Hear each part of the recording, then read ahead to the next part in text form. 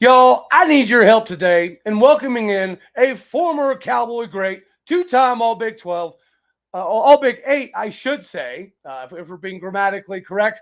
He also is in the Hall of Fame for Trinity Valley Community College. He also played for the Atlanta Falcons. He's done a lot of amazing things when it comes to high school coaching, and he's still involved now. So right around the corner, let me welcome a former Cowboy great and Scott Tyner. You are Locked On Oklahoma State, your daily podcast on the Oklahoma State Cowboys.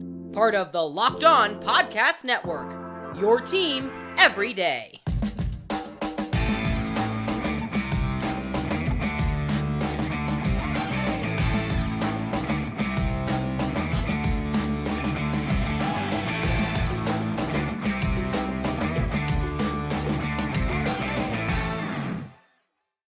Howdy, y'all, and hello, all. Welcome back to Locked On Oklahoma State, your daily stop for all things Cowboy and Cowgirl related. Today, we are partially brought to you by LinkedIn Jobs. To find the right candidate at the right time, you got to get in LinkedIn Jobs right now. And without further ado, y'all, I want to welcome on the show Mr. Scott Tyner. How are you doing, sir?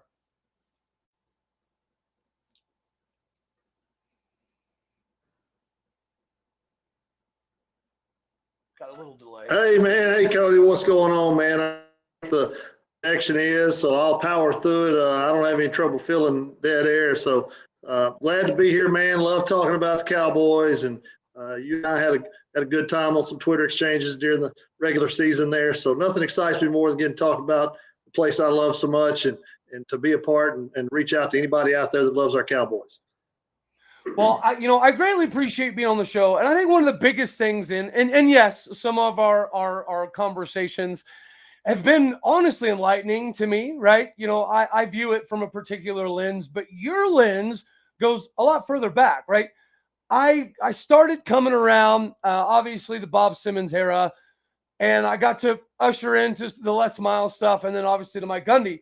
But you, sir, got a chance to play for not only arguably the second greatest coach, maybe third. I would go Gundy, Luka Ball, Pat Jones. Would you say that's fair?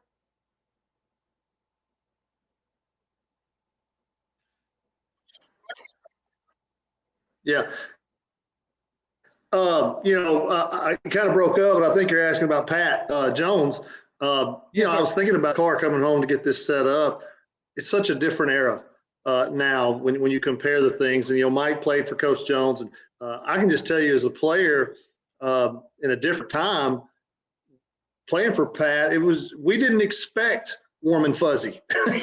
None of us had a Twitter profile. None of us had a social media platform. None of us had an entourage. None of us had that, what I'd rather refer to, and here comes my get off my lawn statement as an old guy now. None of us had to worry about our own being the star of our own television show.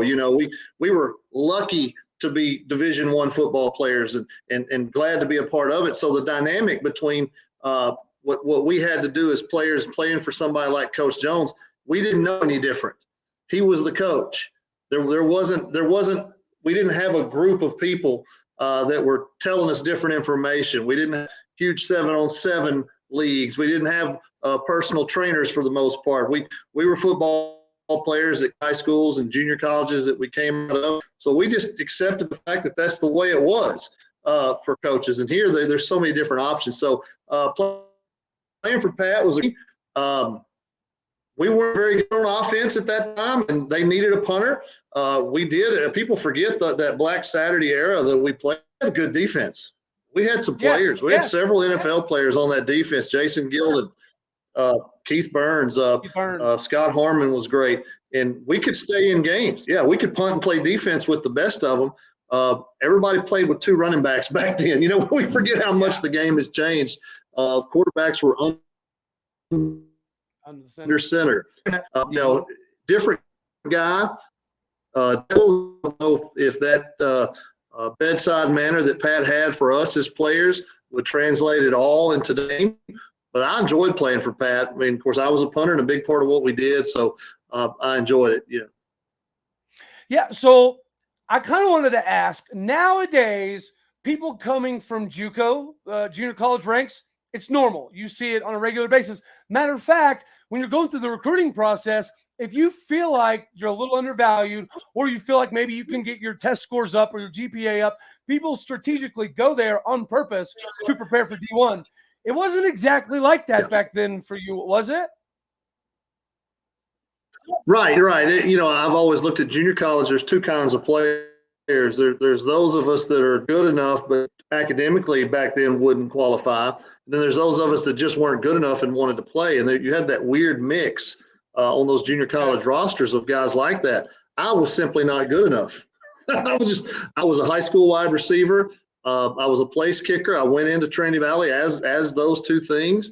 I was a receiver in camp about 4 days in and ran a little flat route, made a great catch. And when I looked up, after coming back from unconsciousness, the coach told me to come see him after practice. And he basically explained, hey, this 6'2", 185-pound running a 4.7 40 is probably not going to translate. And so he said, I want to work with you as a punter. And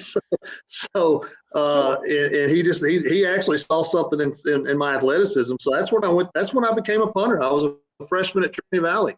And at that time, probably the best way to describe my career at every level is I was a pretty good player, but just barely good enough. And I just kind of barely made it to the next level. And by the time I got to my sophomore year at Trinity, I realized that there was a pathway for me to go play major college football somewhere, and it landed me there in Stillwater. So did you receive news that you were going to be an All-American before you decided to go to Stillwater, or did you find that information after you decided to go? Hard to recall. I was a midterm transfer, so I was a January sign because I was an academic qualifier. So probably those things probably happened simultaneously. Okay. I led the nation in punting at Trinity Valley. There probably was an afterthought that I was going to receive at least first or second team at that point. Okay. And boy, it's changed so much. I averaged 3 kick or 42-8 or something like that at Trinity Valley, and now these guys are shanking it that far, So it's definitely different. But I think those two things went hand in hand. Yeah. Yeah, I saw that you were right at 43 is what the article I read at Trinity Valley, 43 per. Right. And it had you at that time, you Right. second in the history of junior college football. You were second place in the history of JUCO football before you came to Stillwater, according to the stats I read from Trinity Valley. Yeah.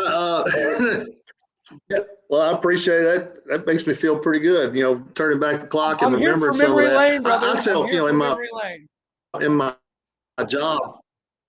Hey, I love it. I just stir up some old emotions and memories. But, I tell, I was one of those type of guys. There we go. We were coming off probation and defense. And I tell the kids I've taught, kids I've coached over the years, I tell them all the time, sometimes you don't know when your opportunity is there until after it's there. And I never thought about this till I got a lot older. But at one time in the history of the world, at one point, and I couldn't tell you when it was, probably in 1994 when I was kicking off, it not have been 4 or 5 people on the planet. And, just looking back and trying to teach. And I worked hard. I did just as much as anybody. But I look at that intensity or a contemporary of mine, oh my God, Vinatieri. That's what I was trying to think of. Vinatieri, the intensity that he approached the skill with. Well, I wish I could have done it at an even higher level. And I would tell kids that all the time. Is sometimes you don't know. Very proud of my career, but I think I might have left a little on the table and didn't know it at the time. So it's funny you say that, and going back through some of the historical stuff. One of the things I wanted to ask you what was it like to show up in Ann Arbor, Michigan, and play in front of the biggest crowd in Oklahoma State history, in front of over 104,000? And you're right, in a game, defensively, you guys held in check. If you go back and watch that game against Michigan in 1992, you hear Keith Burns' name over and over and over and over and over. Yeah, y'all's defense was actually really good. The uniforms that y'all wore to Ann Arbor were just not great. I'm just going to let you know. The uniforms in Ann Arbor weren't pretty. But what was it like to be in that all white, yeah. To go from junior college, right, maybe on that fringe line of being able to be good enough, to being D1 and being a two-time All Big 8 performer, by the way? Still, how was that experience going to Ann Arbor in front of that crowd?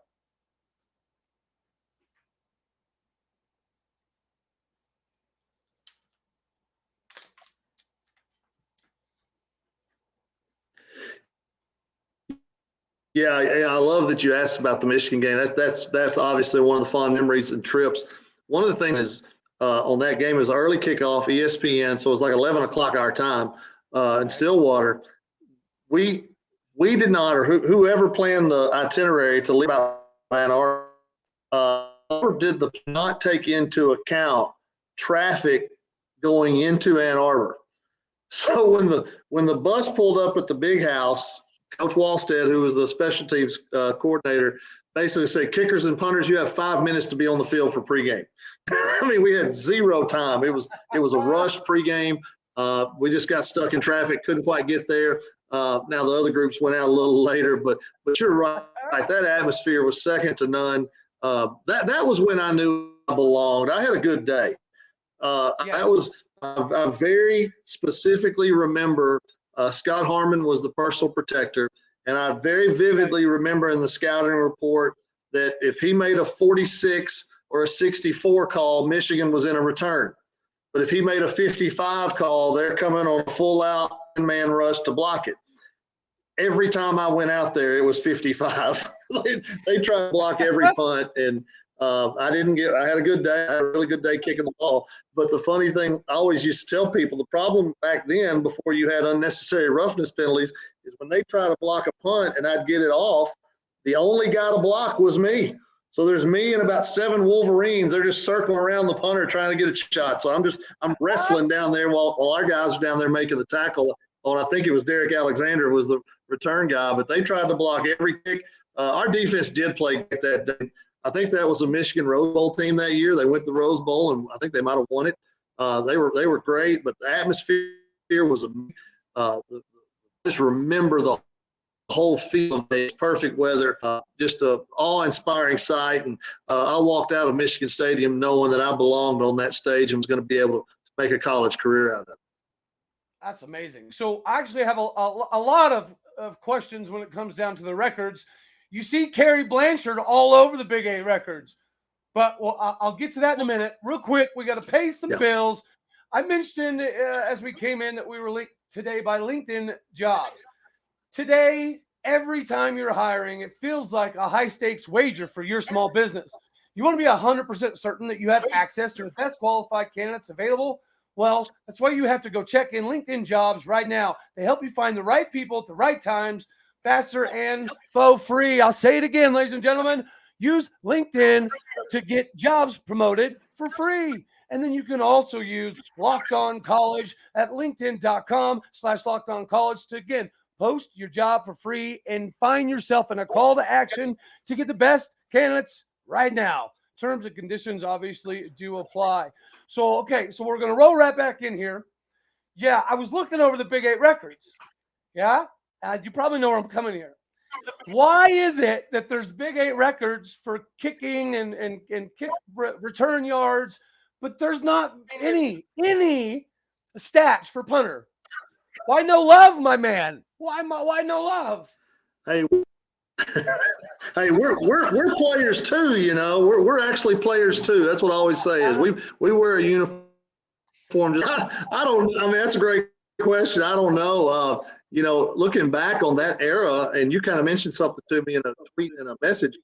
We had Mitch Berger at Colorado. We had Dan Eicloff at Kansas. We had I think Sean Snyder, who was Coach Snyder's son at Kansas State. And then you had Blanton at OU. The conference was loaded at that time. But actually, I think three of us actually had a chance to play on Sundays for a little while. And it really was a specialist league. And what I just remember, I tell people that it's so different now. Everybody had that old, terrible, nasty, hard AstroTurf. Nobody had lights but us in Kansas State, and every game was at 2:00. It was so playing in the Midwest. Those 2:00 kickoffs. You might have had a 6:00. We might have had a night game. There might have been an occasional one, but everything was a 2:00 kick in the conference for the most part. And the weather was miserable. The wind was blowing. Going to Nebraska and having a tumbleweed run across your feet when you come out of the hotel. But there were really some great specialists of that era. And back then, it's so different. I don't know how many people want to listen to the intricacies of a punt team, but nowadays, the way people punt, nobody protects. They go spread, and they put three big old guys up there. Of course, the Pokes got two blocked this year at critical moments. We had to protect and then go cover. So back then, you would always hear he outkicked his coverage. That happened to me against Iowa State and a couple teams, but everybody had to protect first. So definitely a different game. I've texted Tommy Hutton a few times, and we've gone back and forth. Really a great guy, and he'll entertain this old head here about punting the football. And I've just told him, I said, if I ever kicked it like you did, I would have gotten cussed out because you're kicking it end over end. Would you please teach me how you do that? If I didn't hit an end over spiral, somebody was Jones or somebody was coming out of the bleachers hollering and screaming at me. So, but yeah, I agree. I was surrounded by some pretty good guys. Mitch Berger and I were competitors at the junior college level, and it carried on at the college level. He actually left me a note when they came to our place on the program. And I'll paraphrase it. He signed a program and sent it over to me and said, we've always gone against each other all these years. And he said, now I've got the attitude, so we were all very aware of that. And it meant I was just glad to be a part of it, and to climb up in there and be a part of that mix. So that you accomplished a lot of amazing things. Again, you were a two-time All Big Eight. And then you got the opportunity to go play for the Atlanta Falcons, but more so, obviously, playing in the NFL is a massive ordeal, right? There's only a handful of guys that get to do that anywhere. To be able to do that had to be phenomenal. But the biggest thing to me is you got to play for a young June Jones before June Jones was like a household name. Mm-hmm. What was that like? Because he was trying to bring in an offense that run and shoot, right, to the NFL, which had never been done, if I recall correctly. Is that accurate? So what was like playing for him? That was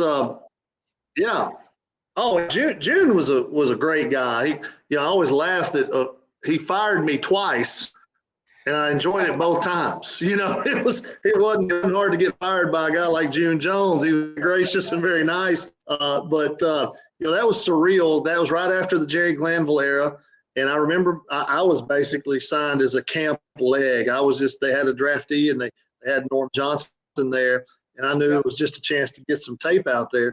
The first meeting, he basically announced no changes this year, except I don't want any gambling on the plane on the way to the games. I don't want a guy dropping 10 to 20 grand on the way to San Francisco and then have to go play the 49ers on Sunday. And I just remember hearing that and thinking to myself, what have I gotten myself into? I'm staying away from the card table on the plane, But June, very laid back. That staff had Mouse Davis, who was kind of the inventor of the run and shoot on it. And June, they kind of put together, of course, with name is escaping me now. Went to Houston, coached the Oilers. Jack Pardee. Was part of the Oilers Bills comeback. Those three basically started all that, and love playing for June. It's a little different atmosphere, like you said. It is surreal at that level. It's just like walking on clouds. You don't know where, the stadiums back then. I played in the Georgia Dome when it ran. They've already torn it down. So. And your first year got to go to the vet and Mile High and all that. Your first year was Jeff Georgia's first year with the Falcons as well, correct? Correct. Yeah, absolutely. And what happened is I got released at the end of preseason. They had their guys, And I just would do some kicking off in pregame of those preseason games. And about I went to Miami on the practice squad, did all that. And then they called me back and said, we want to look at you kicking off. Coach Gans saw you kicking off at Denver in the preseason and wanted to look at you. We've got an injury and want to see how it goes. Well, I just had one of those outs that it was just a no-brainer sign. The thing that gets forgotten about the game and how it's changed. And just to give you an example, now we're kicking off from the 35-yard line and all these guys are busting the end zone. It's no problem. That year was that we went back to the 30 and dropped to a 1-inch tee because the league wanted more quote kickoff returns. They wanted more collisions and things of that nature. So back then I was in that era that had to back up. I had to back. So my kids, they watched a video. We were playing at Milwaukee against the Packers, and they were watching it about 6 months ago. And I think I bombed one in the 30-degree temperatures to about the 4-yard line. Dad, you couldn't even kick it in the end zone. And I'm like, dude, that's a 66-yard bomb in 30-degree temperatures. I don't want to hear it, So it's different. But, yeah, that experience, man, I look back on it and, like I was saying earlier about opportunities, you never know. Like Adam Vinatieri was that era. Those guys were coming. You don't ever realize how many sharks there are in the water when you're in the boat. And it's you get comfortable and you're working, you think you're doing, but there's always another guy. There's always another round of guys, and here they come. And next thing you know, here comes Leo Aragoose and Scott Sharetti, and the next generation comes. They just never stop. Now, whenever you Vinatieri on 2 years ago when he's 44 and said, when you kind of made that transition to punter at Trinity Valley, did you ever? Was it a conversation to do more place kicking, or were you pretty comfortable where it stood? Because, obviously nowadays we've had a few like Quinn Sharp. I know you remember him. He was a jack of all trades for us. Luke Phillips was a jack of all trades for us. And then what was his name? Tyner. Recently, he was a jack of all trades. So we've had a run of Oklahoma State guys that did a multitude of things. Back then, was it pretty much just organized around that, or did you experiment a lot with field goals as well? Yeah, actually, that was Lawson Vaughn's freshman year, junior. So I was all in punting. Actually, I was his holder on field goals that year. Okay. Got classes that year, and then in 1990's, I kept working on it, and I enjoyed place kicking more than punting anyway because the ball's sitting still and it's not moving on me. But I would get out there, and that's how I would go out and kick 60-yard field goals just to get loose, and then I'd go to the punting side. And I think the coaches saw that, so they started every Thursday letting me try a long one at the end of practice, and I became our long distance guy. I went 0 for 1. Halftime before the TCU game, last kick play of the half, we had a penalty that backed us up to a 57-yard attempt. And back then I had a problem hooking the ball. I nailed it. I knocked it up about 4 rows deep in those old bleachers there at Lewis Field, just wide left. And Gundy, he was a receiver coach. He beats me as I'm coming off the field at halftime. Man, what a kick. I just remember him telling me, what a try, because it wasn't short. It wasn't the problem. So I enjoyed the place kicking side of it, but punting is what buttered the bread, so that's where I went. There you go. So I like how you we're tying Gundy into this here. So when you watch this season, in your opinion, being as how not only did you play the game for a long time, not only did you play the game at a very high level, you coached the game at a high level for quite some time as well. I know you had back-to-back 9-3 seasons, and one year you went 10-4 in 07, I think, and made deep runs in the playoffs. Is that accurate? Okay, so you have a lot of knowledge, yeah?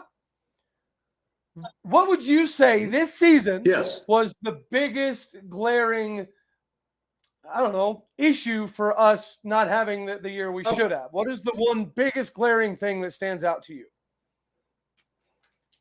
Sure. I think, we're fans, so we low. After walking out of the stadium at homecoming against Texas, I mean, I'm in tears. Just that effort. Little side story, I ran into Mr. Weiberg the night before the game, and Chad and I went to school together, so we know each other. He's very, very friendly, very gracious when he sees me. And I just asked him, I said, how hurt are we, Chad? I did. I knew all those guys. I was friendly with Brooks, friendly with Randy and Country up to a point, and I knew all those guys. They let me play a little pickup basketball with them from time to time. But I asked Chad, I said, how hurt are we? And he looked at me and says, he just said, Coach, he said, the coach is going to have to figure one out tomorrow, because we were really banged up that day. And so I would tell anybody, I went to the Central Michigan game, and it dawned on me, and I was somebody inside that I talked to in the office that was telling me about recruiting and all that. We were so new on the defensive side of the ball. I'm talking about from Coach Mason all the way down to the linebackers. Even though we had two talented guys, they were new in that system. I could tell at Central Michigan, oh boy, it's going to take a while for this to gel. And then that side of the ball, I think it got progressively better as the year went on, and overcame some injuries actually through the year. And overcame things. On the offensive side of the ball, I'm sitting in the bleachers down there at the end zone at the Texas Tech game, and I watched they help a lineman off the field in the first quarter. And I might have been, I don't remember which one it was. It might have been the center. And it wasn't two possessions, like another lineman off the field in the second quarter. And I turned to my wife. I said, this is going to get bad before the year's over with these guys going down. You can't call. I used to call offense. I'm just telling you, when you don't have your five guys up front, you're not a very smart play caller. It's just bottom line. It doesn't matter. If you can't protect the quarterback, and if you can't create a running lane against what I would consider, watching the game, the Big 12, the defensive fronts in the Big 12 have closed the gap on the Bamas and the Georgias and the SECs of the world. They may not have the NFL talent up front, but as a collective, those three stacks that we're seeing out of people like that, they're phenomenal. And I'm knocking on wood. I think we're about to see some bowl games where the Big 12 shoot down up front, but especially Kansas State. I think Bama's a little bit nervous about their draw. Let's put it that way. But I just look at the season. Yeah, and I think I tweeted it at one point. My criticism of our offense is there's nothing wrong. The fans want to think something's wrong with the play calling in the offense. There's nothing wrong with it. It is a numbers and angles and field offense. We're trying to create numbers and angles, and we're counting the box. And if we have a run box, we're going to run in it. If we don't, we're going to throw out of it. We get certain. It has a little bit of RPO in it. It mixes in some option a little bit. Spencer's been so great on that. So there's not. But when you go down to your third offensive lineman, then Spencer goes down. I think I remember. I haven't forgotten the criticism I would see on Twitter and different things of Spencer when he was young. I mean, everybody in town was longing to see Mason back. Well, Mason's in Pittsburgh, and Spencer had to go through growing pains. And what I would just tell fans who get upset is none of us are in the room, and none of us know. Like the OU game, boy, I was highly upset at the way we started that ball game. But then as you watch it, we could not block them. We just flat out could. It didn't matter what we called. We weren't blocking that front. Yeah. Well, and you did see, like you said, Derek Mason's young. It's going to take some time for this defense to kind of gel. But at my show I just did, my main emphasis on the whole thing was, there's usually like a handful of teams that don't have to stress about transfer day. Those are usually the teams with all the money, so they don't care who leaves because they can bring in somebody else, right? Well, then there's the 164 rest of us that do have to worry. And all we've really had, Mason Cobb obviously is a loss. Spencer Sanders obviously is a loss. But to me, the more impressive thing is the number of current players that are staying. They see something that we don't get to see on TV, right? You would have a mass exodus if there was a bunch of problems. Right. Great example for me. Gundy goes in a press conference. He says, I'm not a big portal guy, right? He said that, I don't remember which game. Well, let's think about that. What does he if I find somebody better than you, he's got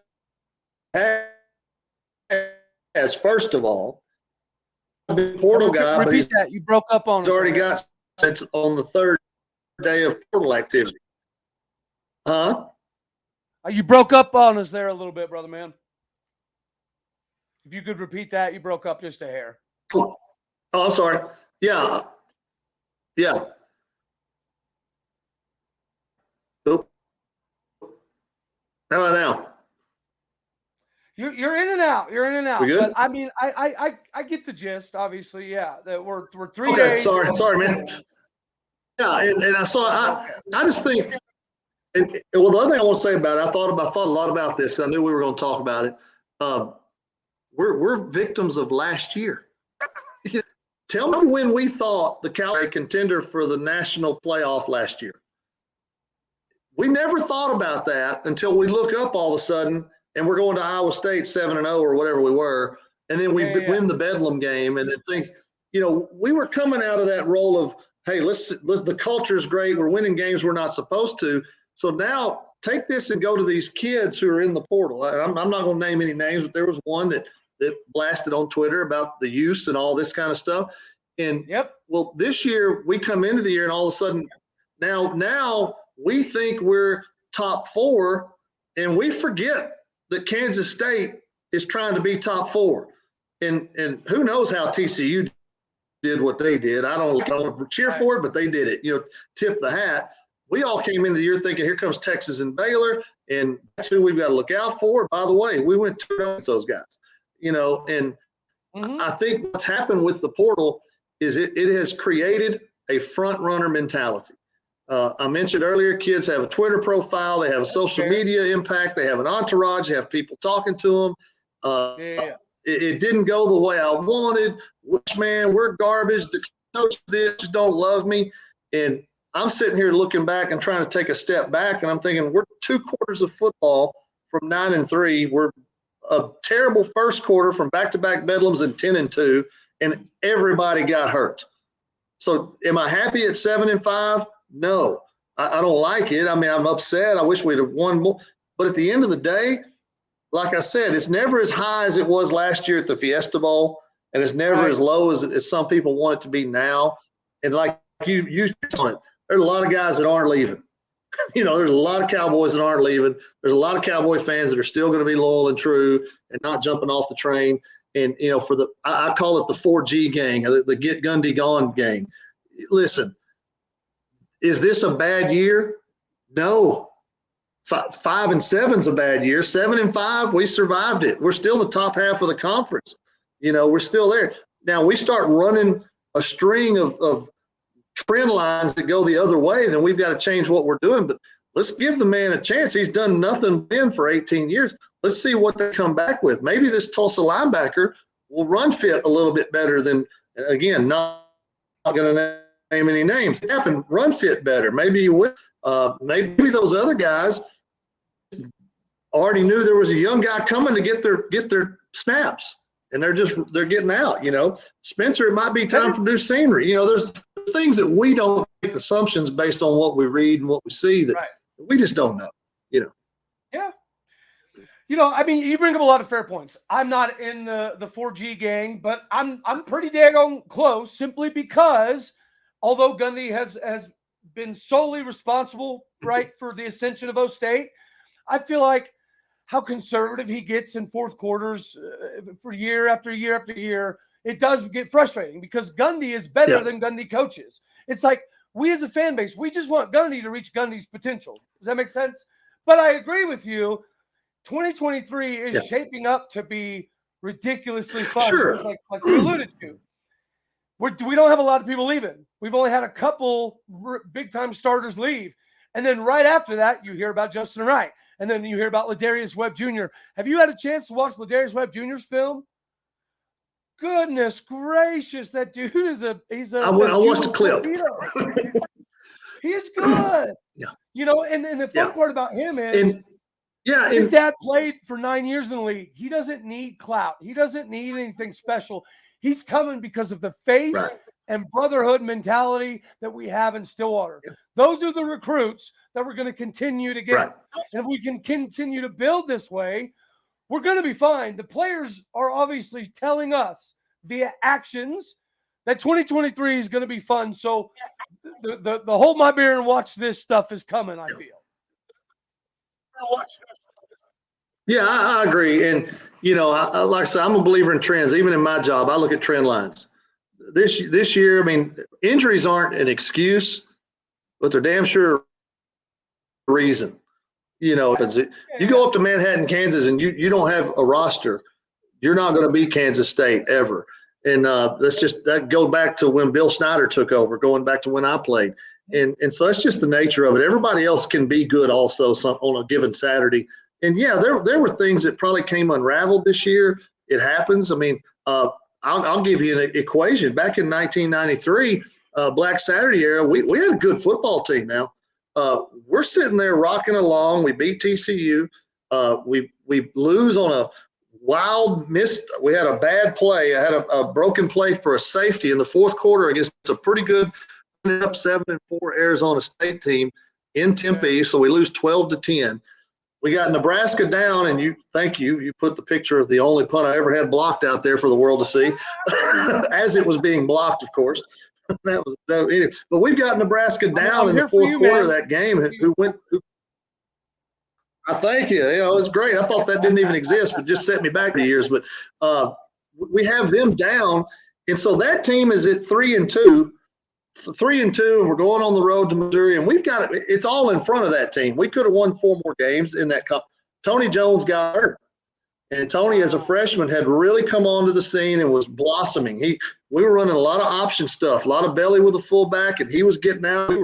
We actually were on our way to putting together a pretty good run there. You think about that. All we've got to do is beat Kansas at home, beat Iowa State on the road, and then find one other, Kansas State. We're in a bowl game that year. Tony got hurt. And when Tony got hurt and we had offensive line injuries, I lost a deep snap that year. I had to go to the backup deep snapper. I'm back there like catching a knuckleball pitcher when it was snapped. I didn't know where it was going to go. I mean, it just turned into a struggle. And so when you lose guys, I'm sorry to tell the fans this, the guys who are our second team, because they're not as good as the first team. So if you start playing more and more of those guys, you're not going to be as good. You've got to coach, and you've got to overcome it, and you've got to figure out ways. And that would be, and not to backtrack, but my only criticism of the offense, I think it's built. It's not built creatively. It is a zone running game. And so you've got it's a zone scheme with a ton of one-on-ones. And so if we're at full throat, I mean, look at what everybody said about the Baylor game at AT&T last year. If we have Jaylen Warren, we win the game. Absolutely. If we had Jaylen Warren, we win the game. He gets a foot on the goal line. But the line stayed healthy that year. This year, they didn't. So, again, I know people say, well, where's our depth? Well, you've already talked about that. We don't have the money in the NIL to go get too deep that Alabama's going to have, or Texas even, and all that. We've got to get, like you touched on, we've got to get culture guys that want to come in here. I mean, I don't know that Brock Martin was on anybody's list when he got recruited. We made him a guy. Of course, we know about Malcolm. I mean, put him in the Ring of Honor. Yeah, Brock was. Yeah, put him in the Ring of Honor. Just get it done, get it over with. But yeah, no, you're right. The only. Yeah. So look what happened. The only spot on the field that we don't have the 2 deep is the O-line, right? Our D-line stacked. Our safeties stacked. You just heard about Thomas Harper leaving. Yeah. I have Lyric Rawls on the show here in a few hours. I'll let him discuss some of that stuff, but we're fine. The depth everywhere but O-line is the best it has ever been in Stillwater, Oklahoma by a mile and a half. So if we can shore up this O-line, and let me add to that. I don't care how, but if we can shore up this O-line, Jaden Nixon's a dude who should have got more carries. Ollie Gordon's a dude who, if he doesn't fumble third game of the season, he gets more carries. You heard about Cole Birmingham's probably coming back. I haven't heard anything about Caleb Etienne going anywhere. Preston Wilson already said he's coming back. We have lost one line. We've lost one Jack's lineman, back. and that was, like you said, a gentleman that was just always stuck at third on the depth chart, even while moving him around. So we're filling gaps in bigger ways than we're losing them. And the excitement in the locker room is it's abnormal for a 7-5 squad. I'm just going to say it like it is. For being in 7-5, that locker room right now at this very moment, they're not acting like they're 7-5. They don't feel like they're 7-5. So to me, this is not the last game of the season. This feels more like the first game of the new season. I agree. Yeah. And I'll add one more caveat. Tell me where anybody in the Big 12 has depth on the offensive line. This area of the country, Texas, Oklahoma, Kansas, the Midwest, we're not producing offensive linemen. We're just not at the rate that the southern schools are, or even the Midwest. You know, it's just to me, and I blame Texas high school football for it. Everybody's in the spread. Everybody's playing patty cake pass protection, swinging it out on quick screens. We're not running the football. I mean, it's just true. We've ruined it for the Texas and Oklahoma schools. And in your experience, the answer to your question is none. Like maybe Texas. I think Texas, they have the first rounder and Kerstetter, and they have another guy that's projected. But yeah, you're right. Depth behind that, not a lot. And I do think you are right. I don't know if I completely blame Texas, but I get your point. It's all about speed and athleticism and lateral movement now. So in your experience, I blame Art Briles. Art Briles started it.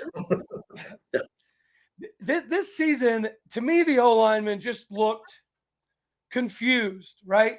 Sometimes the differentiation between run blocking and pass blocking with the zone blocking scheme, to me, it looked like we were trying to put a square peg in a round hole with some of our tackles.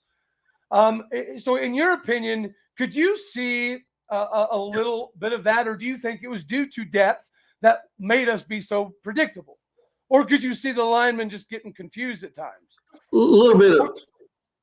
Okay, that's fair. Yeah, a little bit of both, really. I think, and I'll say this, the problem with the pure zone scheme is you only get one double team, and you've got one-on-ones, and you've got to be agile. I thought in the West Virginia game, we didn't do it much. We ran a little bit more pin and pull. We ran a little bit more counter and used the cowboy back and puller, old school counter tray, counter gap, where you're getting a wide double team with a kick out, and those plays kind of open some things up. Look, the Big 12 linebackers and defensive fronts are better than the O-lines. They're just better. And it's not just ours, it's everybody's, in my opinion. And so what happened is I just think we got caught with – and Coach talked about it in his presser. He mentioned it. We're musical chairs. We're having to shuffle guys. And you start shuffling guys from left to right, guard to tackle. Now, this week they're getting a 4-eye. Next week they're getting an outside 5. Then there's a no shade. Then the big old Ika from Baylor. I mean, it's abusive, in there week in and week out on those guys. And so, I just think it's just kind of all the above. I do think, and any coach worth their salt, and I'm sure Coach Dunn and Gundy or whoever's in there on the offense side will do this. They'll break down and do an analytical look at what they did in the run game.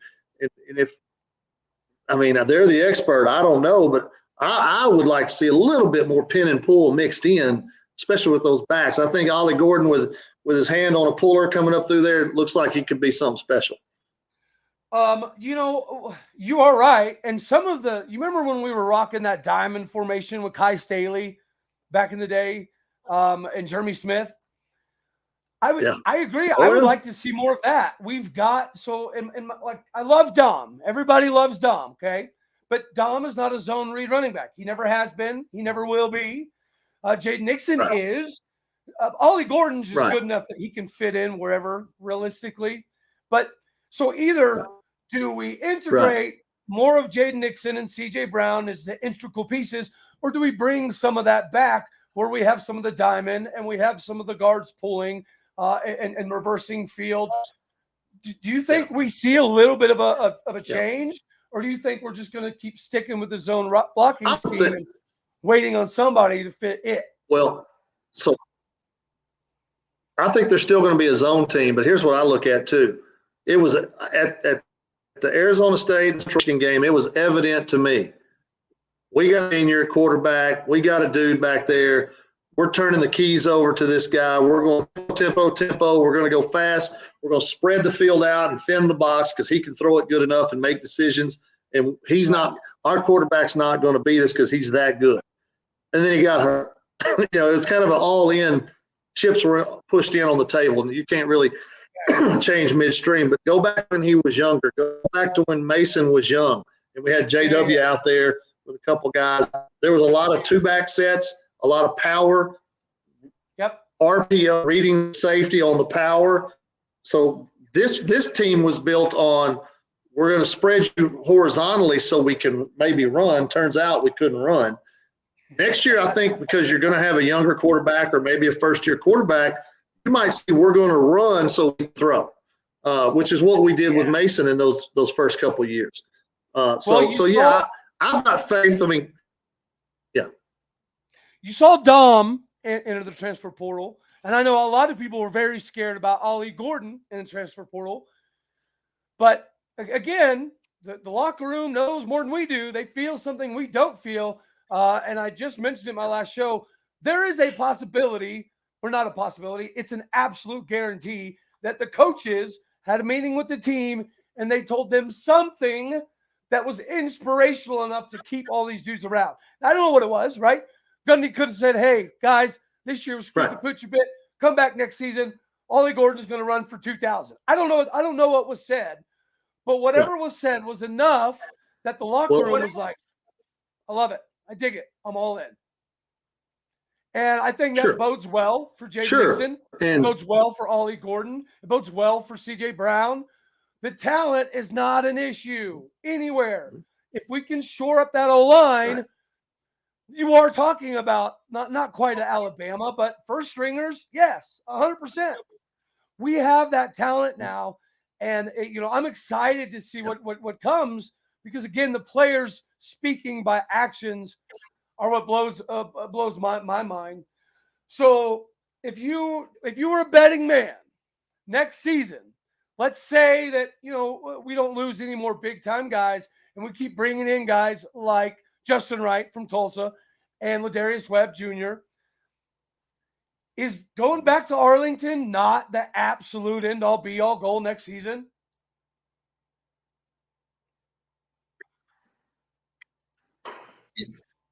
Yeah, I think with the Big 12 as it exists, I don't think there's an elephant in the room any year. This year, everybody the TV guys and the ESPN guys want to say the conference is no good. I'm just the opposite. I think the whole conference is pretty good. There just might not be a Georgia sitting there. And TCU, we're about to find out, right? I mean, TCU is going to go play. I'm so glad you said that. Yeah, okay. yeah, and so. I mean, I think obviously that was the goal, and even this year, even after the first conference loss at Kansas State, I'm like, oh, we're fine. We just need to get through Kansas, and and then it snowballed there for about 3 weeks, and I still thought we could get there and get ECU again, because we held the tiebreakers with Texas and Baylor, and so now you're adding teams. The schedules are going to be different, so I don't know, but I mean. There's no reason to think that because here's what we're upset because we lost to Oklahoma. We always are. We invest way too much of our emotions in Bedlam. We just do. We still finished above them in the conference. Okay, we still beat them. And look at they can say what they want about the head-to-head. Right, they are not sitting Texas, same deal. We can get mad about Gundy's record in Bedlam, but I'd like to see somebody tweet Gundy's record against the Longhorns. I'm sorry. It's pretty good. And so, I'm with you. I'm just not going to jump off the train after we had bad luck and a bad run. I mean, now if everybody's healthy and we're bumbling and stumbling and getting penalties and we're falling behind the chains and we're blowing games, we're talking about a different scenario. We're out there with one leg and one arm trying to battle and scratch and claw, and we're literally in my opinion, the only there was 3 quarters of football that I thought our coaches it ran away from them. first quarter in Norman, and the second half at TCU. But that was the first sign of Spencer being hurt. We had a big lead, and we let it run away. We didn't know how to handle that in the moment. And then, of course, the Kansas State deal, look, ball it up. I even told somebody before the season that we were fixing to get beat at Kansas State, and that's before we even kicked the ball off, that we weren't winning in Manhattan. My preseason pick for Big 12 title was O-State K-State. Like they were a loss for me as well in the season. Me too. Just because, if you look back historically, even the times we're 10 times better. Every time we go to Manhattan, it's a 3-point game. Every time it's a 7-game, 10-point game, 3-point game. When he talks about our culture of toughness and physicality, he's not lying, because we do that at a level better than everybody but Kansas State. I mean, there's always a guy named Snedeker or Polanski or something like that just wears you out. It doesn't matter what year. Going back to when I played, I remember like a Snedeker or something, a full kill all day long. And it's no different. And those two. So yeah, looking ahead, I think people get it. There's too much. I think COVID, we forgot. We had the COVID year. We lose to A&M, and everybody, that was an 8-5 year. I look back at it. It was 8-5. It wasn't like that was special. But we were happy to go play in that bowl and lose to A&M in that bowl game. And that's when not Mason, but Chuba Hubbard was supposed to, rewrite all the record books, and he had a big year 2019. Right. But yeah, you're right. 2020 was not great, and it was 8-5. Kind of forget about that. So what I would tell fans is, look, take 7-5 and 11-1 and say, let's just try to keep it in. Let's try to keep it in there. If we drop down to 5-7, now we need to worry. If we can't continue to do that, but there's so many things that happen in the course of a year. Yeah, this year disappointment because we got hurt. We had a high expectation. I'll just put it this way. There's a guy in the transfer portal that I watched never run fit the right way for 12 games. And I don't know if he's even going to leave because I don't know. I don't know what will happen. But I'm kind of like, okay, bye. That's fine. It's okay. I'm with you. And ironically enough, I don't think he's leaving. Which is a good thing, because whenever your fits aren't right, right. Whenever your fits aren't right consistently. But hey, going back to your point, we have a spring. Yeah. Well, we have a spring football now. Let's coach it up. Let's go coach it up and get there. He's definitely talented and athletic, and let's see if we can fix it, Yeah, no, I'm excited about 2023, and I think it's primarily because of how this transfer market shakes out. You got to remember last year we lost 12 O-linemen in the daggone transfer. 12. No joke. We were going to have issues on the depth this season on the O-line. It was a given, right? But you're not seeing that right now. Yep. There's not a position where we have a mass exodus at all. We have not lost a player other than maybe Mason Cobb, right? That isn't immediately somebody that we can slide right in. And if you bring, like I said, Justin Wright, he's a big deal. He's a very big deal. So, and he has that leadership of understanding what it takes, right? So him and Xavier Benson, you take the talent. He just looks. Now you take the IQ. If those two can come together, we're going to be fine. This last season, to me, our linebackers operated on pure talent. That was it. Just talent. They just went and played ball. Sure. And if you start to see some of the schematic stuff, like you say, the run fit, that was what made Malcolm and Devin so good, is they didn't care about making the play, right? They just cared about doing exactly what their job was to open it up for somebody else to make a play. That's what we lacked on defense. And I do think that we have the leadership and the camaraderie. Like I said, whatever happened, I don't know. I don't care. But something happened in that locker room in the last 2 weeks that has solidified things. And it has made people who on film don't always give full effort. Sure. Those same people are the ones bleeding orange right now and talking about how the loyal and true are going to be here. Mm-hmm. That's why I'm so excited. The players that you question the Hart are the ones saying, I love Oklahoma State the most. Yeah, and the most. It's amazing. It's amazing. Right, and isn't that kind of the point of Gundy's philosophy, program philosophy from top? He wants people who want to be here. Period. The end. He actively, I mean, I've heard him say it, he actively recruits guys who want to be a part of this program and this culture. So, yeah, there might be a good player leaving, but I don't think we're better with a player that thinks his other options are out there than we are with a lesser talented player who wants to bleed orange and black, And so, and the other thing is, I mean, for the hand wringing about transfers, it ain't like we didn't know this was coming. It ain't like Gundy hadn't been ready. It's going to be wild. It's unregulated. Nobody knows. Imagine if you were an Aggie fan, how you'd be feeling right now. We're not Aggie. Unlimited, people complaining about resources, unlimited resources, unlimited, you name it, blank check. Yep. And they can't beat anybody, and half their roster's in the portal right now. So Miami's in the same boat. I think Larry Reese says it best, good friend of mine. Miami, yeah, a lot of hype and put it together. I think the people, when you turn on the TV, everybody's a smart coach when they turn the TV on Saturday. Nobody really is inside. Nobody really knows what's going on day in and day out. Like you said, we're speculating on the locker room. We don't know, but it looks that way. Right. Who knows, to be honest, what's going on. But the play special, I've got a son up there. I've got another one headed up there. I've been able to get back engaged with it now that I've got kids up there. It is special. I'm sorry. I don't think Saturdays in Austin are that special. And I know they're not in Waco. I'm sorry, Baylor folks. It's just not. I just think that what we've got, and Larry Reese says it's good to be us. And so let's just be us. And if it, just like last year, none of us thought we were going to be what we were. Yeah. Yep. That's fair. That's very fair. Baylor, why they can't sell their stadium out for the life of me, I don't get it. And I'll never get it. Like, you look at Nebraska, similar problems, all the money in the world, right?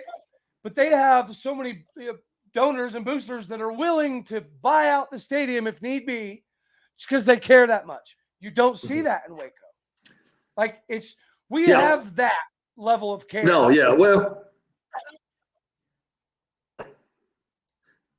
Waco, it's anyway. I don't want to get on the record saying something ugly, but Baylor's it's just one of those places that I think Dave Aranda's doing a fine job. I really like him, I really do. But the university, the institutional culture of that place just is not appealing, and it's just, to me, they're not on our level. They got one on us. I give it got us in the title game. That's great. Good for them. But by the way, we both won our New Year's Six Bowl. Alabama was going to ruin the party anyway for us. So it's all good. I mean, are you a fan of the? I love Coach Gundy. I played for him, so I'm probably biased, but Are you a big fan of the new 12-team format instead of the 4-team format? The 12-team. You excited about that?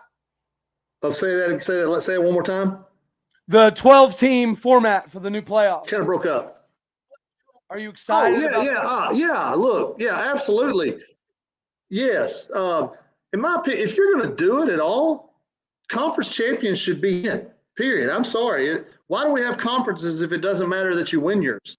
I mean, Ohio State, I get that what they're doing, and they're probably right. Maybe they are, maybe they aren't. Why isn't Utah in? Or Clemson conference? I'm sorry. I mean, how do we know that Ohio State would beat them? I mean, I don't know. So, I'm excited for the 12th team. If you're going to do it at all, do it right. Let the conference champions in. And then, you want to have at-large teams, so be it. But don't cut Tulane out just because, we don't do that in basketball. Mm-hmm. We'll let Binghamton University in play for the championship, OSU's on probation, something LSU did,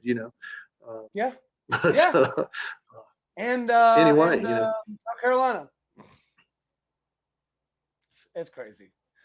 Well, yeah, right. Exactly. Yeah. Well, I'm not on Scott, probation for nothing. And I love Bill Self. It's been an absolute pleasure. I've been trying to get you on the show since the show started a month and a half ago. So I greatly, greatly appreciate your time. I have a blast, right? Like you said, just get more O State information out there. That's my only objective, because Oklahoma State University is better across the board at every single sport than in Oregon. But we don't seem to have the same national reach as Oregon does. And I think that is absolutely ridiculous. So I'm going to continue to do this and fight this fight, because I want us to be recognized in the light that we should be. We have earned every ounce and modicum of respect that Oregon gets ×2. And so every chance I have the opportunity to get people on this show that bleed orange, that have represented us the right way, that not only care, but have enough knowledge to help kind of dissect some stuff for fans, because fans are fans, right? We scream at TVs thinking that Gundy can hear us. And we draw up plays in the garage with a Budweiser. But at the same time, if you don't know the in Thinking and out, he listens, yeah. Yeah, it makes it difficult. So I like having people on that can help explain things at a deeper level. Before we get out of here, I'll let you, plug any information that you have. You're still currently a superintendent after your very successful high school football stint. I know you're in Stillwater quite some time. If there is one thing on campus, would you take a football national title or by itself, or would you take basketball and baseball all in 1 year without football? So football by itself or basketball and baseball in 1 year combined? Oh, football. It's football. That's it. That's it. I mean, it's I think a lot of reasons. I mean, number one, I played it, so that's my program. That was what I was a part of, and I was there for the big, but nothing more fun than being in Stillwater during Eddie and Big Country and Brooks and that group. And I love those guys. Nobody's a bigger fan. I was friends with the baseball guys as well, with Coach Ward there at the end of his career, and Coach Holliday and so forth. To win a football title, and to me, the sport, it's stacked against the Oklahoma States of the world. It is. The deck is stacked. It's being regulated out of the SEC commissioner's office and out of the ESPN's headquarters for the most part. And they're going to do everything they can do to make sure they get their thoroughbreds in there to win it. And so, yeah, we will have to be like TCU. We will have to be 12-0. We can't have a slip up, because we were going to get knocked out last year had we won. Everybody forgets. I mean, it was still going to be Bama over us. You think so? And we were going to be a Big 12 title holder with a 3-point loss at Iowa State, last year on the road against a pretty good team. So I think the football national title, thing on that, Cody. Yes, it's a great dream to have. But let's don't forget that it's great to be what we are also. We're pretty dang good year in and year out. We're not suffering. Baylor's 2-10 not that long ago. Right. And this year they went. We still 6-6, and they're celebrating like they've done something. And so it's great to be us. My wife. So I'll finish with this story. We're watching the Fiesta Bowl, and the game ends, and Gundy gives his "We have a logo too" speech. Yes, and my wife kind of turns and looks at me on the couch, and I'm crying. And she goes, "Are you crying?" I said, "Yeah." She goes, "Why?" And I said, "It was hard to win when I was there. I mean, it was just hard to win." And I said, "This is a big deal." We suffered through it. And I saw Scott Harmon tweeting today what he went through in that 0-10-1 season. And Scott was a baller. He's an all-timer at OSU. It doesn't get that pump or that love, because we came from an era where it was just a little bit tougher, and football was the second and third fiddle behind baseball, and basketball was so much at that point. So to be a part of that, and what Chad Weiberg and Dr. Schrum and Mike have done, Gundy have done for all of us, I mean, it means something. If anybody everybody loves their university. Everybody loves where they went.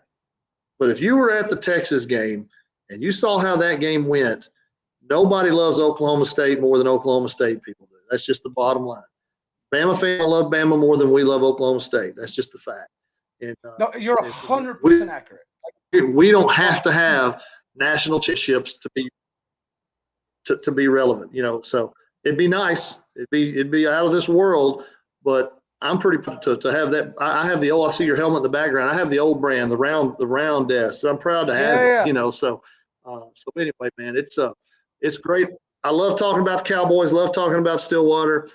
Can't wait to get back up there for a basketball. And I'm sure I'll still be on Twitter bashing and hammering and doing what I do. So.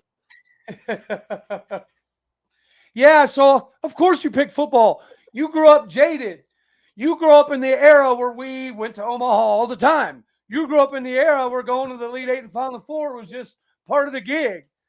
Okay, that makes sense. That makes sense. Yeah. Yeah. Oh, and hey, nobody was a bigger Gallagher-Iba fanatic than I was back then. I was in the arena early. I'm a basketball freak. I love it. But just having coached, having won state championships, and the week to week nature of football, that you have to crash, you come back up, and you do it again. Yeah. There's nothing like it. I mean, look, we're going to go play a bowl game against a 6-6 team and it'll win. The euphoria of doing that is it's as big as anything for those kids, for those players. Maybe not us. Maybe wishing we were in the Cotton Bowl, but for those kids to do that, that's a big deal. I would have given anything. My brother played he was at he played in the Arizona Bowl against Arizona. Like, it was just a road game, but he played in a bowl game. That meant to be off because he played in the bowl game and I didn't. So it matters. That is cool, man. Okay, so my last question for you. What is the second what is the most comparable atmosphere you've been in since the 1992 Michigan game? What one football game was that electric? Well, for me to be a part of, oh man, I mean, look, the homecoming game against Texas, Bedlam game last year, never been anywhere that loud, that electric ever. But for me to be actually actively involved in such a thing would have probably been Bedlam in '92 that ended in a tie. That was pretty electric atmosphere.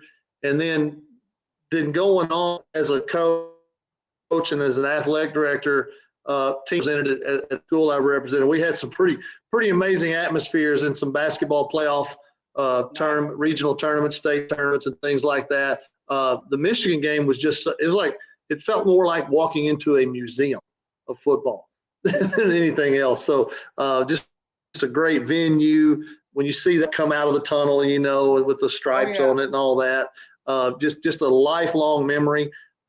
Nebraska on Thursday night on ESPN. I don't think we had but about 35,000 people at that game on a Thursday, but it was loud. It was electric. I just remember Coach Jones asking us pregame, are any of you scared of that steroid freak with that little red N on his helmet walking down that ramp? And, that night we weren't. We were there, and they blocked my punt, so which you've chronicled for me. So, and I've saved the picture, so I had a picture of it though. But yeah, I mean, there's so many to say, but Michigan definitely was a great experience, and for all of us to be up there. And that's just something, you don't talk about the road game to wherever, but you remember that one. Oh yeah. Well, honestly, man, when I was doing research, that's the first game I got into was that '92 Michigan game. My first note. Not cool uniforms. Really cool game. No.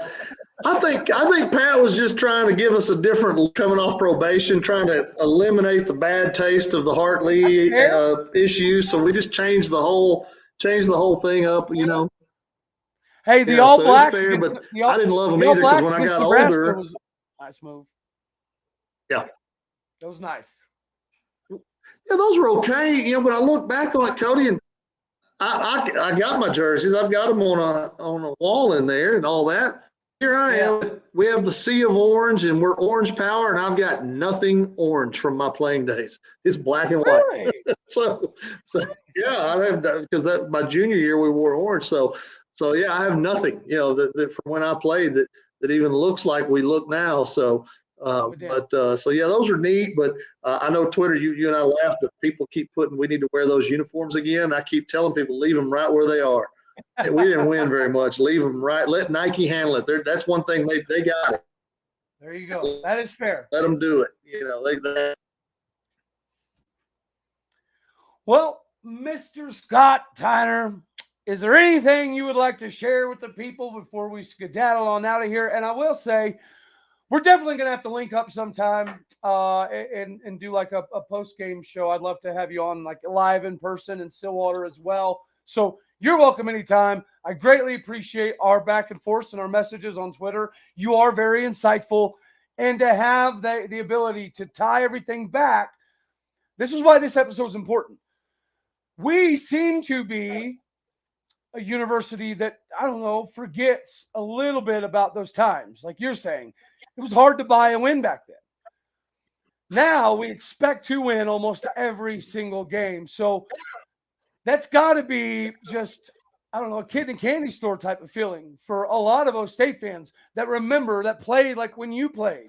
And to see how we've come from there to where we are now, it's because of those teams, right? Because if probation doesn't happen, and we're rolling off of the Barry and Thurman and Hartley Dykes days, if probation doesn't ever happen, right, there's no telling where we could be. But it did happen. And those groups that came in right after that had to endure the most amount of suck since OSU had to endure since the 60s. And so I just want to say thank you as a fan for not only your time, but being part of that crew that was able to kind of change the mindset of we're not victims. This it is what it is. We're going to grab everything by the horns and we're going to twist it upside down until OSU is successful. And look at us now, brothers. Look at us now. Yeah, absolutely, man. And for me, being a part of that, it's changed my life. I'm a cowboy. I mean, I'm a Texas cowboy. I drive an orange Mustang because I believe in my Cowboys. I love them. Everything That's Chris awesome. is orange for Christmas. And to be a part of that, and like you said, and talking about expectations, Mike Gundy's greatest accomplishments is that's what he's created. Is now we expect him to win Saturday, and so no, I could give him no bigger compliment than that.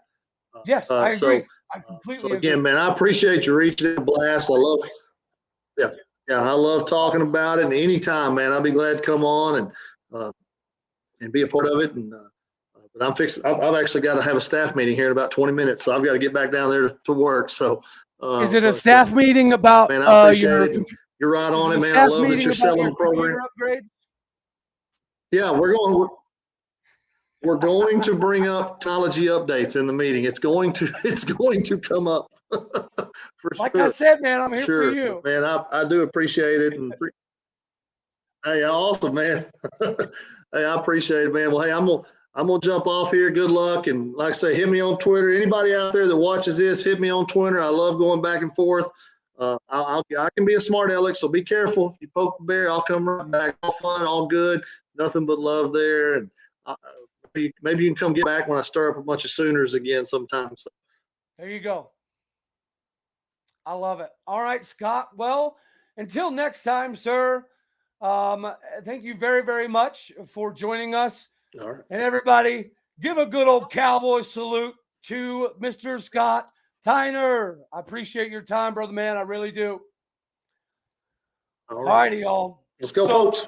Basically, what this whole thing boils down to is be excited, because if the guys in the locker room are the ones who are leading us in the right direction, then we should just do our job as fans and promote as much as we can and tell the world that Oklahoma State University will be humming in 2023. And if you ain't ready, you better get daggone ready, because they're coming. Go Pokes. God bless. Love you all. See you later.